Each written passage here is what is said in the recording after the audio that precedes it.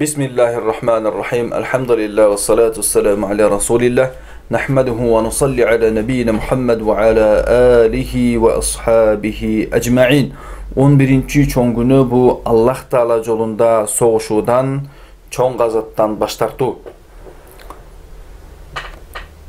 Gazat degende Allah Taala yolunda bolgon soğuş. Şunday uluu soğuştan, uluu gazaptan bul baş tartıştık çoğun günölörden bolu eseptiret.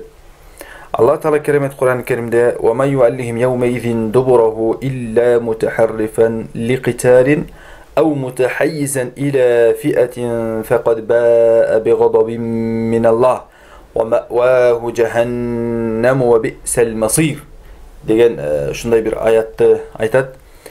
Kim eğer oşol günü soğuşuğa ыңгайлуу awalda ele, ыңгайлуу awalды ele üçün je özlerinin başka topko koşuluu üçün gana artka çeginbese, anda al çegingen Allah Taala'nın karına kalat. Yani gadabun minallah, Allah Taala'nın açosuna, Allah'ın karına kalat. Anın jıyıntığı tozok al kanday gana jaman. Ekinci topko, ekinci musulmandardын тобуна koşulup din düşmanları tarafka karşı salgılaşуу, soğuşu mümkün. Je bolbosо özünü ыңгайлуу жерге өтүп, мисалы дөңдө урушуп аткан болсо, найза менен чапса же ок атса, качыш кыйын ал жерден.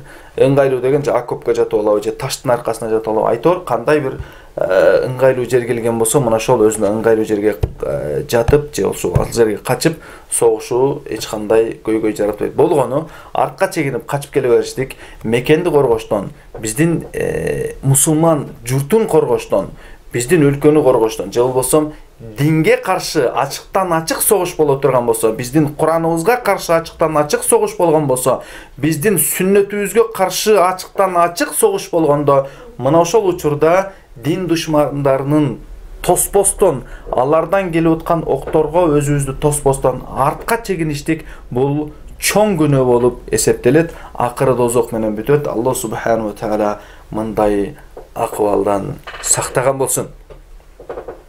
Бул чоң уруш тарыхта дагы ата тегибиз биздин ушул өлкөнү бүтүн бойдон, бүтүн абалда эч жери кынтыксыз, кемтиксиз сактап келишкен.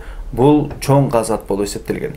Ошондой эле биздин динибизди сактап калыштык үчүн чоңдогон сахабаларыбыз, табииндерибиз, пайгамбарыбыз доорунда, андан кийинки тарыхта, Усмани доордо, айтор бардык доордо динди сактап калыштык үчүн, мына ушул диндеги аманатты, Кур'ан-ы Каримди, намазды, орозолорду так бүтүн сактап калыштык үчүн жандарын курмандыкка чалганга чейин барышкан, жандарын кыйбастан, мына ошол Алла жолунда салгылашуу, Алла жолунда согушуу деп булар эч качан артка чегинген эмес. Кийинки биздин учурда, биздин заманда, бизден кийин дагы ушундай динге каршы уруш болгон болсо, мекенди басып алууга каршы уруш боло турган болсо, ар бир киши, ар бир мекен үчүн күйгөн, ар бир дин үчүн күйгөн, биздин уламалар үчүн күйгөн, биздин мусулман уул кыздар үчүн күйгөн, өзүнүн жаны үчүн күйгөн, Кур'ан үчүн күйгөн, сүннөт үчүн күйгөн ар бир мусулманга бул согушка аттануу, бул согушка каршы чыгуу, мекенди басып алгандарга каршы чыгыштык, динди басып алганга каршы чыгыштык, бул ар бир мусулмандын бурчу болуп эсептелет.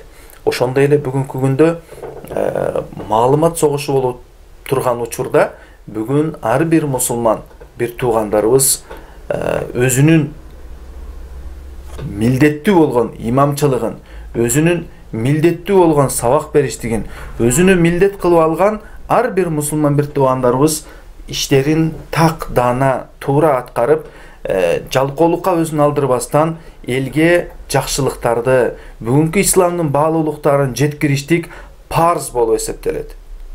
Келиңиздер, мына ушул баалуу болгон динибизди так жана туура жеткиргендин аракетинде болойлу. Бул нерседен артка чегинбестен Алла субханаху ва таала баарыбызга жакшылыктарды насип кылып, Кудай жолунда болгон согушуудан четтенүүдөн өзү сактаган болсун. Иннаху валию залика вал кадиру алейх. Ассаламу алейкум ва рахматуллахи ва баракатух.